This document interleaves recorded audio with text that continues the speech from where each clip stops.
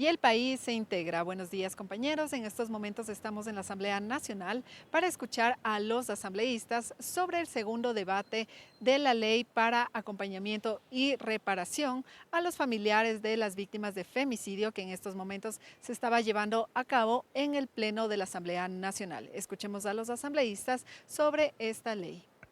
Es la primera vez que en el país contaremos con una ley que garantice la reparación integral y transformadora de las familias de las víctimas de femicidio. ¿Qué sucede con estas familias en la realidad?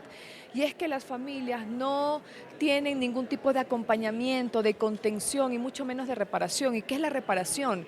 Que las familias puedan retomar sus planes de vida o que recuperen el estado en el que se encontraban antes del femicidio. Si bien es cierto que a las madres nada y a las familias nada les va a devolver a sus hijas, por lo menos necesitan que los niños y las niñas y los adolescentes que quedaron en situación de orfandad luego de que el Estado no pudo protegerlas, reciban educación por el resto de su vida, tengan una vivienda, puedan recibir alimentación y que además los mayores de 18 años puedan tener políticas de inserción laboral. ¿Qué sucede? Que estas niñas, niños y adolescentes de pronto, de la noche a la mañana, quedan sin padre y sin madre, porque en un 80% de los casos son sus padres o las parejas o las exparejas de las mujeres las que cometen el femicidio. Y el femicidio es un crimen 100% previsible.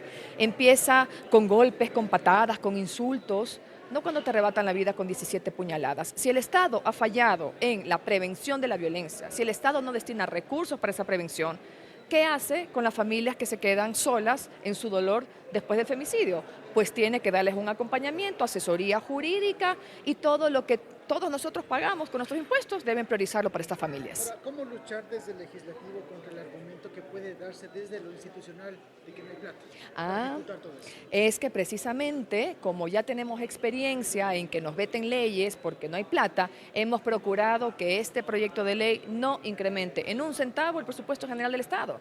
No hay excusa para que el Ejecutivo vete esta ley. Más allá de que pensamos que va a tener el Ejecutivo la sensibilidad, la responsabilidad de voltear la mirada hacia esas familias que están desamparadas, solas y sin ningún tipo de reparación, para no vetarlo. Pero va a ser una aprobación por unanimidad en la Asamblea y hemos procurado que simplemente se redireccionen los servicios sociales que ya existen y que nos corresponden por ley a todos, que se redireccionen a estas familias. Destacar lo que usted decía en su discurso asambleísta. Esta ley en esencia no busca una compensación económica por parte del Estado, sino más bien una reparación integral a los. Y lo que pasa es que hoy jueces y juezas confunden la compensación económica con reparación integral. Incluso hay sentencias que oscilan entre $200 hasta $6.000 y la fórmula de cálculo se desconoce. Lo que queremos y garantizamos con esta ley también es que jueces y juezas hablen con las familias cuando se trate de hacer una reparación simbólica. Ponía yo el ejemplo del caso de la familia de María Belén Bernal, que el expresidente Lazo dispuso arbitraria e insensiblemente que se derribara el edificio de la policía donde se cometió el crimen. Él consultó con la familia de María Belén Bernal si eso de alguna manera reparaba simbólicamente sus corazones. No. Y la mamá lo dijo, ¿de qué manera eso a mí me ayuda? Entonces los jueces y las juezas tienen no solamente que acatarse a los tratados internacionales en los que se ha ratificado el Ecuador, sino que tiene que conversar con las familias para saber de qué manera les puede brindar verdadera reparación. Ahora, de aprobarse esta ley y de publicarse ya en el registro oficial, eso ya es de ejecución inmediata, es decir, Dios no quiera algún caso de femicidio en los próximos meses. Con este mandato de la ley tiene que ya ejecutarse todos los procedimientos que usted ha planteado. Hay plazos que van desde los 90 días hasta los 180 días, porque por ejemplo se crea un registro único de sentencias y el MIES también tiene que crear un plan de ejecución de los recursos para garantizar, por ejemplo, que les llegue la pensión mensual a los niños, niñas y adolescentes en situación de orfandad. Sucede que hay un bono que se garantiza, que está por decreto, pero no está garantizado. El decreto existe, pero no llega a los beneficiarios. Cuando hicimos esta ley, tan solo se entregaba el 8.3% del bono.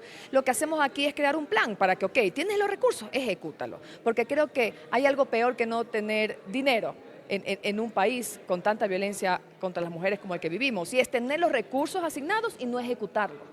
Entonces, a través de esta ley procuramos que se ejecuten, también creamos planes de sensibilización y capacitación para todos los servidores públicos y además se establece el 27 de septiembre como el Día Nacional de las Víctimas de Femicidio y otras muertes violentas por razones de género para que el Estado ni la sociedad olvide que estos casos suceden en el país cada 23 horas y que queremos que no sigan sucediendo más. Y asambleísta, ¿a qué se debe también el hecho de que se ha demorado tanto la aprobación de esta ley desde el 2021 que usted la presentó, por ejemplo?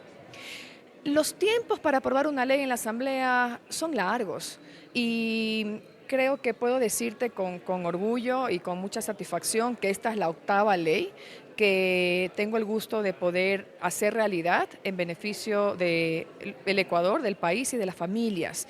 Y conozco muy bien cuáles son los procesos. Hay leyes que han tomado 4 años, hay leyes que toman 8 años. Yo ya tengo 8 años en la Asamblea y a esta ley sí se le ha dado la atención que se merece. La Comisión de Garantías Constitucionales tuvo un trabajo responsable, comprometido, acelerado en realidad. Se trabajó con las familias de las víctimas, se trabajó con especialistas, con organismos internacionales, organizaciones de la sociedad civil y es una ley bien lograda, siempre perfectible, hay cosas que se quedan fuera, pero es una ley que en sí misma es una forma de reparación y justicia para las víctimas.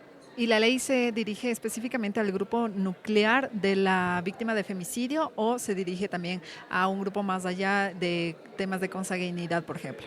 El nombre completo de la ley es Ley de Acompañamiento, Contención y Reparación Transformadora e Integral para madres, padres, hijas, hijos y demás familiares de víctimas de femicidio y de otras muertes violentas.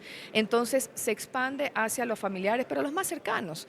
Y lo cierto es que las madres de las víctimas, son abuelas que se convirtieron de la noche a la mañana en madres de sus nietos y en abogadas de sus hijas.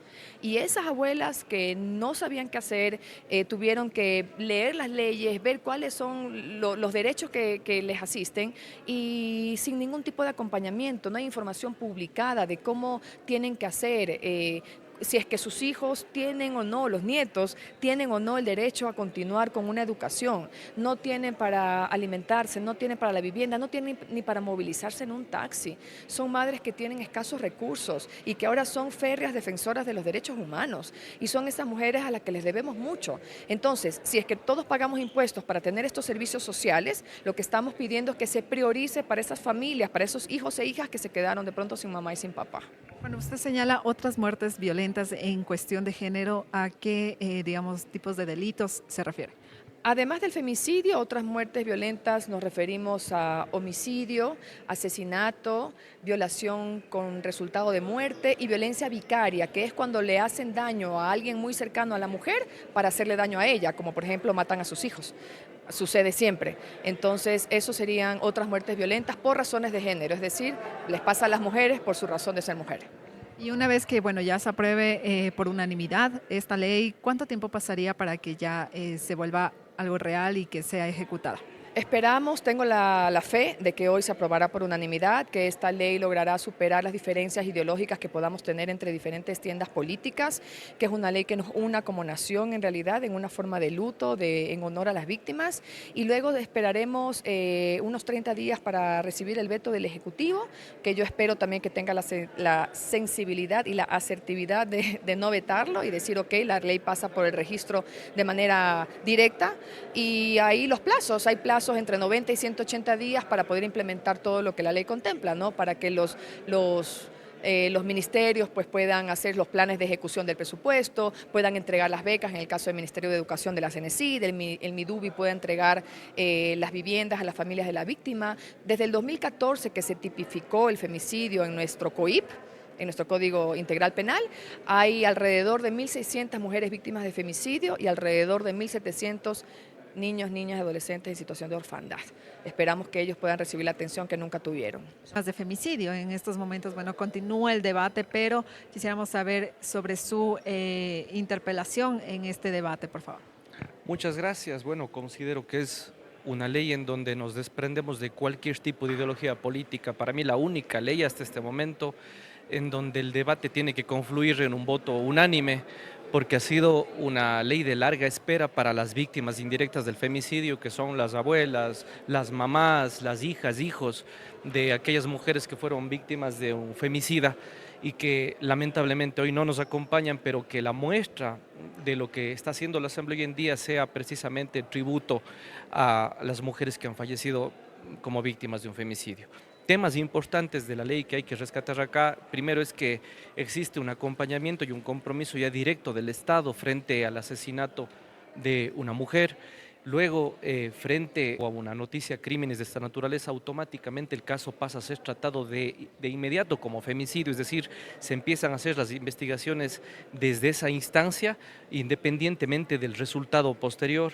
Luego tenemos una reparación en todos sentidos, no solo en el sentido material, sino en el sentido de acompañamiento psicológico a todas las personas que quedan en este mundo cuando nos han arrebatado a una mujer.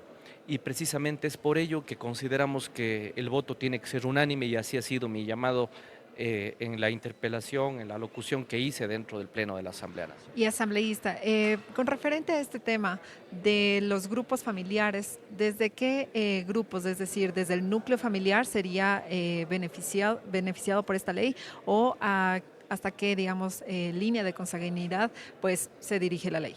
Aquellas personas que fueron dependientes de la mujer que ha sido vilmente asesinada por un femicida. Ese es el sentido material que contiene la ley justamente. Pero otra cosa que hay que destacar es que el impulso de esta ley viene no de ahora. Esta ley tuvo ya su primer debate hace algún tiempo atrás y nosotros desde la Comisión de Garantías Constitucionales lo que hicimos fue ponerle dentro de la cúspide de los temas a tratar, porque no hay nadie que te devuelva al ser querido. Yo eso lo dije al inicio, no va a haber ley en este mundo, ni esfuerzo estatal que te devuelva al ser más preciado que tienes en tu vida. Por eso tenemos que hoy ser sensibles frente a esta causa, ponernos en los zapatos de las personas que se quedan sin el familiar más amado de su vida y de devolverles desde la Asamblea Nacional algo de paz frente a las tragedias que han vivido las familias víctimas de femicidio. ¿Y cómo se ha visto desde el punto de vista de las cifras, por ejemplo? Las cifras pues han aumentado, no han disminuido y ante esto, bueno, en temas de políticas, digamos, o de leyes para poder erradicar la violencia contra la mujer, incluida el femicidio, ¿cómo se ha dado este trato, por ejemplo? Bueno, primero frente al tema hay una responsabilidad social inmensa. Y dentro de la discusión que tuvimos en nuestra comisión, una de las cosas que yo llamé la atención es que los temas de equidad se vengan construyendo desde la educación inicial, desde la educación básica, porque de lo contrario no vamos a cambiar como sociedad. Lo que he escuchado, y sí les puedo anunciar con mucha gratitud, es que he hablado con muchos colegas asambleístas, hombres y mujeres de las distintas bancadas, y creo que el voto que vamos a tener el día de hoy va a ser por unanimidad, que es lo mejor que le puede pasar a este tratamiento de ley. Un fuerte abrazo para el pueblo ecuatoriano. Realmente, como usted lo acaba de analizar, esta ley primero es profunda, es sensible y es humana.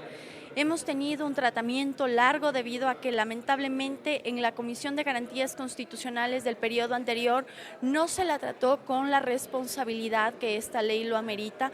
Hemos tenido largas jornadas en cuanto al acompañamiento de la sociedad civil, el acompañamiento de las madres que están sufriendo esta calamidad de haber perdido a su hija, esos niños que han venido también a dar su postura en cuanto al saber qué pasa después de la pérdida de su madre. Es doloroso el que tengamos que hacer una ley en donde se le imponga al Estado qué es lo que tiene que hacer, cuáles son las instituciones que se tienen que activar, cómo tiene que ser el tratamiento para las víctimas, cuál tiene que ser el trato humano sensible que los operadores de justicia tienen que tener en cuanto a un acto de femicidio e incluso durante el acto de la investigación previa. Es realmente conmovedora. Es humana, es sensible esta ley y además promueve de que el 27 de septiembre sea colocado como el Día víctimas de femicidio. Somos el segundo país más agresivo en cuanto a la violencia de género de la región latinoamericana y por lo tanto ameritamos bajo la responsabilidad legislativa tener una ley que ampare este lamentable fenómeno social. Asambleísta, ¿usted tal vez considera que por temas de presupuesto, pues tal vez algunas instituciones que tienen que trabajar pues en pro del acompañamiento y también digamos de reparación para los familiares, tal vez se sujeten al tema de falta de presupuesto como para realizar este tipo de acompañamiento? Dentro del presupuesto general del Estado existe un rubro para la atención a víctimas de muertes violentas. Queremos y estamos promoviendo en esta ley de que dentro de ese rubro se separe el tema del femicidio, porque el femicidio no es igual a una muerte violenta. Una muerte violenta puede ser porque te quisieron robar el celular y te acuchillan. Pero dentro de un proceso de femicidio quiere decir que esa víctima que lamentablemente fue asesinada padeció de manera circular, repetitiva, actos de violencia, no solamente ella, sino sus hijos, su familia. Así que solicitamos dentro de esta ley que el Ejecutivo analice el separar un tanto de ese presupuesto asignado para que esta ley no tenga vacíos legales ni económicos. Ninguna ley se puede ejecutar sin presupuesto económico y segundo, sin la voluntad humana de gestionarlo. Así que pedimos al gobierno central que en esta ley se coloque no solamente el acto jurídico de análisis, sino también el corazón y la sensibilidad para atender un fenómeno social que nos está arrebatando a nuestras hermanas, amigas y conocidas que lamentablemente ya no están con nosotros. La asambleísta Dayana, quien fue la proponente de esta ley, estaba señalando que es necesario que esta ley pues se apruebe por unanimidad, que no tenga nada que ver el tema de ideologías entre bancadas, por ejemplo. Desde RC, ¿habrá este apoyo? La Revolución Ciudadana siempre ha estado a favor de la gente y siempre lo vamos a estar. Nosotros no vemos intereses personales ni partidistas. Compartimos la expresión de la compañera Dayana Pazley porque el tema del femicidio y la muerte violenta para la mujer no lleva bandera política. Lamentablemente está abanderada de una sola bandera que es la tricolor, una bandera que lamentablemente se está tiñendo de sangre todos los días y está teniendo huérfanos a cada instante. Nuestra patria no puede quedar abandonada ni del Estado ni de sus madres, así que por lo tanto, si somos dadoras de vida, el Estado tiene que cuidar a quienes somos mujeres aquí en la patria, a quienes estamos ejerciendo nuestra maternidad y que obviamente nuestro único sueño es que nos dejen ser libres, vivas y que no limiten nuestra capacidad de cuidar a nuestros hijos.